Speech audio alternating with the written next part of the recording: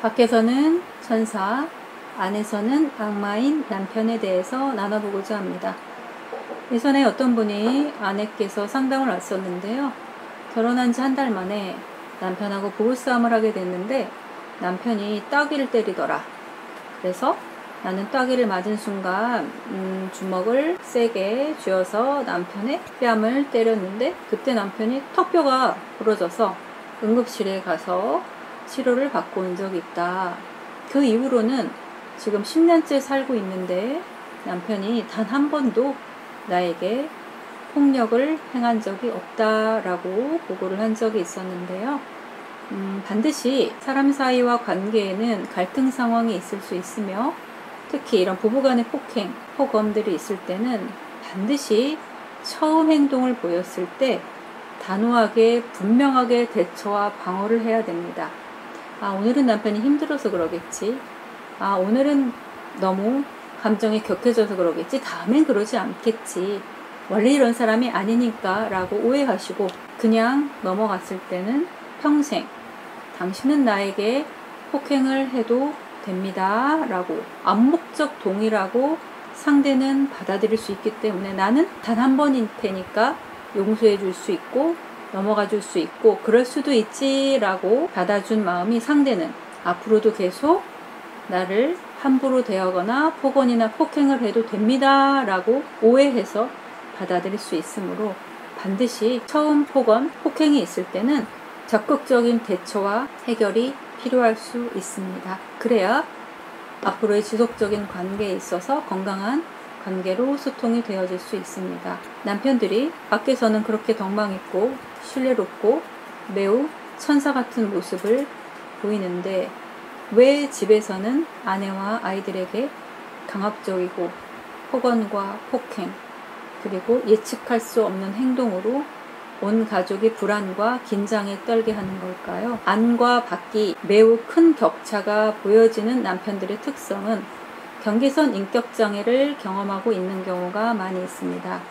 이런 경계선 인격장애는 이런 내 감정 기복이 너무 심하다 보니까 스스로 주체하기 어려울 수 있으며 되게 밖에서는 보여지거나 드러나거나 사회적으로 평가받는 상황에서는 매우 가짜 인격, 남들에게 내가 갖고 있는 좋은 지능과 능력과 재능을 이용해서 남들이 인정할 만한 모습으로 행동하며 나를 제어할 수 있으나 나 자신이라고 생각하는 내 가족들, 내 아내와 자녀들에게는 원래의 내 진짜 인격, 대부분 양육 과정, 원가족, 결혼 전 가족에서 상처, 성장기 때 나 역시 부모로부터 정서적, 신체적, 언어적 폭행이나 폭력, 늘 불안한 집안 분위기나 내가 감당하기 힘들었던 트라우마를 경험했으나 제때에 제대로 치료받지 못했던 것들이 늘 내 안에 남아있다 보니까 밖에서 내 모습과는 달리 안에서 진짜 내 모습이 드러날 때는 어린 시절 성장기나 그 외 트라우마가 발생했던 시기에 나로 돌아가다 보니까 그런 나가 됐을 때는 아내와 자녀가 타깃이 되어서 내 안에 있던 불안, 분노, 상처가 여과 없이 폭행과 폭언과 상처내기로 드러나다 보니까 아내와 자녀 역시 함께 상처를 받게 되고 아이도 아빠를 닮아서 학교폭력의 가해자가 되거나 피해자가 되거나 아내 역시 남편을 제대로 대처하지 못하고 이런 스트레스로 인해서 극단적인 행동과 정신적인 이상 증상이 발생하게 되기도 하며 온 가족이 매우 피폐해지는 영향을 미치게 되기도 합니다. 경계선 성격장애는 매우 안과 밖이 극단적으로 다른 모습이 있으며 스스로가 제어하거나 조절하기 매우 힘들어합니다. 그리고 문제는 자기 자신은 전혀 문제가 없다고 생각합니다. 왜냐하면 나 봐봐 밖에서 이렇게 인정받고 유명하고 돈도 잘 벌고 물론 실질적으로 재능도 있고 능력도 있고 훌륭한 영역들이 반드시 있습니다. 그러나 그게 나의 전부는 아니고 일부일 뿐이나 그럼 드러나는 모습이 나의 전부라고 스스로가 자기를 합리화시켜서 자기의 문제를 직시하거나 받아들이거나 인정하거나 치료하고자 하는 의지를 전혀 갖지 않는다는 게 문제가 있습니다.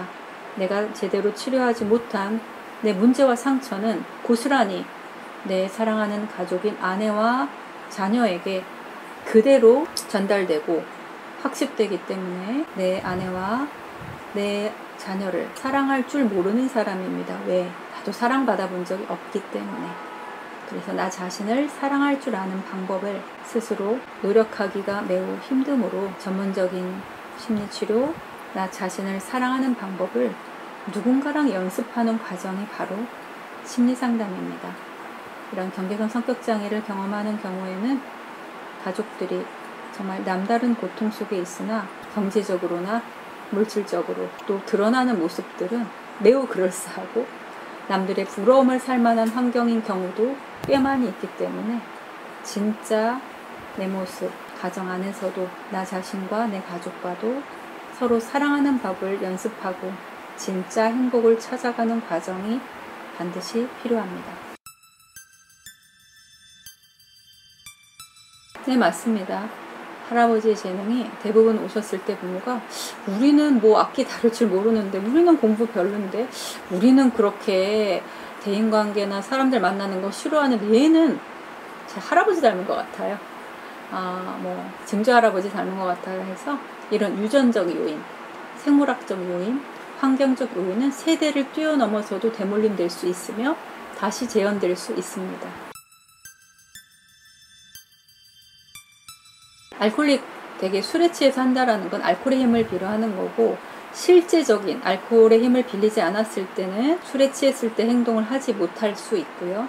알코올을 주로 사용하고 의존하는 이유는 알코올이 들어가면 좀 더 내가 평상시 못했던 말과 행동도 할 수 있고, 용기도 좀 낼 수 있고, 또 술에 의지해서 내 고통을 조금 잊어버리거나 일부분이라도 고통의 강도를 줄여보고자 해서 의존적인 이제 모습이 드러나는 건데요.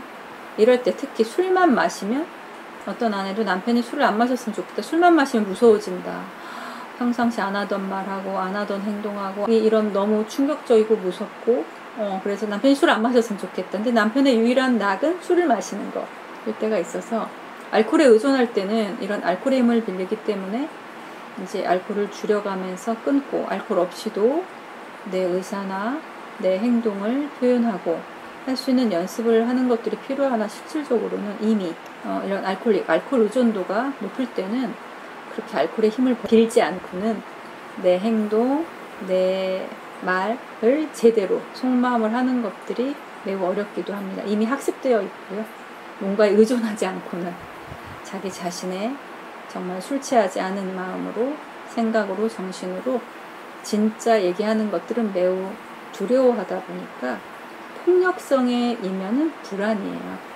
그 불안을 표출하는 게 폭력인 거, 동전의 양면과도 같은 거거든요. 결국은 폭력적인 성향과 모습 이면에는 매우 뿌리 깊은 불안이 내재되어 있다라고 볼 수 있어서, 술에 의존해서 폭력성을 보이는 것과 술에 의존하지 않고도 폭력성을 보이는 것들은 차이가 있는데, 술에 의존하지 않고 주사나 술을 마셨을 때가 아님에도 불구하고 폭력적인 언행을 한다면 치료적 개입은 매우 좀 힘들 수 있겠죠. 이거는 어떤 성격적인 장애보다는 인격적인 장애로 좀 더 매우 더 고차원적인 수준의 어려움, 오랜 동안에 학습되거나 유전적이거나 생물학적이거나 이미 내 정신세계나 일상과 모든 생활 전반, 내 인생 전반에 매우 익숙해져 있을 수 있으므로, 알코올 의존해서 폭력성을 보이는 것도 알코올 끊어가고 줄여가면서 하는 것 역시 매우 쉽지 않은, 매우 많은 노력들이 필요하고, 반드시 알코올의 의존도가 있을 때는 가족 전체, 가족 치료 없이는 개인의 치료와 노력만으로는 한계가 있을 수 있다는 게 힘들 수가 있고, 술 없이도 폭력성을 보이는 경우에는 매우 인격장애 수준으로 깊어질 수 있다 보니까 더더욱 더 많은 치료적 노력이 전생에 전반적으로 필요할 수 있습니다. 알코올에 의존했을 폭력성은 가족 전체의 치료와 노력이 반드시 필요하다. 개인의 노력과 치료도 필요하지만, 그러나 알코올 의존하지 않고도 폭력적인 행동이나 일반적이지 않은 모습을 보였을 때는 전생의 영역대에서 꾸준히 치료적 개입과 노력이 오랜 동안 전문적인 치료가 필요할 수 있습니다.